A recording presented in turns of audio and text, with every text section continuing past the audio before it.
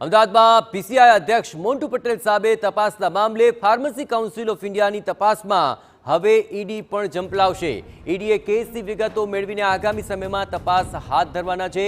કોલેજોને માન્યતા આપવા લાંચ લીધાનો મોન્ટુ પટેલ પર આરોપ લાગ્યો છે। માળખા વગરની 23 જેટલી ફાર્મસી કોલેજોને મંજૂરી આપ્યાનો આક્ષેપ છે।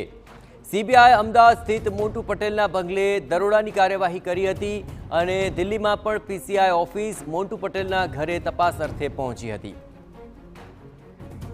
आ समग्र मामले वधु विगते बात करवा माटे जोड़ाई रह्या छे टीवी 9 संवाददाता सचिन पाटील। सचिन, आखिर आ समग्र मामले एक बाद एक तपासनो धमधमाट शरू हतो। ईडीनी तपासथी आखिर केटलो फरक हवे पड़शे?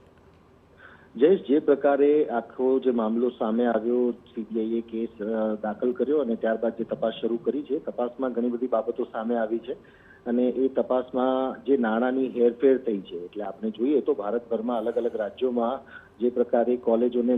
મંજૂરી આપવામાં આવી છે ને એ પણ બેફામ રીતે કોઈ પણ ધારા ધોરણો અને નિયમોનું પાલન કર્યા સિવાયની, ત્યારે આ પ્રકારની જે મંજૂરી થઈ છે અને જે તપાસ આખી છે તપાસ સીબીઆઈ કરી રહી છે, ત્યારે એના આધારે જ ઈડીએ પણ જે છે આ સમગ્ર મામલાની વિગતો મેળવી છે અને ક્યાં નાણાંની હેરફેર થઈ છે અને દેશ બહાર પણ ક્યાંય નાણાં મોકલવામાં આવ્યા છે કે કેમ, કે પછી ગેરકાયદેસર રીતે હવાલા નેટવર્કનો ઉપયોગ કરીને રૂપિયા મોકલવા માટેની જે પ્રક્રિયા હાથ ધરવામાં આવી છે કે કેમ, ત્યારે આ સમગ્ર વિષયની જે તપાસ છે એ તપાસ ઈડી દ્વારા પણ કરવામાં આવશે। અત્યાર સુધી આ કેસની વાત કરીએ તો 6 જેટલા લોકોની ધરપકડ આમાં કરી લેવામાં આવી છે અને મહત્વની બાબત એ છે કે એમાં એનએમસી એટલે કે નેશનલ મેડિકલ કાઉન્સિલના જે ડોક્ટર્સ છે એમની પણ ધરપકડ કરવામાં આવી છે, કારણ કે ઇન્સ્પેક્શન માટેની જે પ્રક્રિયા તેઓ કરવા જતા હતા ત્યારે એ પ્રક્રિયામાં તેઓએ આડેધડ રીતે ધારાધોરણો જોયા વગર જે મંજૂરી આપી છે અને જે પ્રકારે મોન્ટુ પટેલ સહિતના લોકોની સામે ફરિયાદ થઈ છે, કુલ 36 લોકો છે જેમના સામે તપાસ કરવામાં આવી રહી છે અને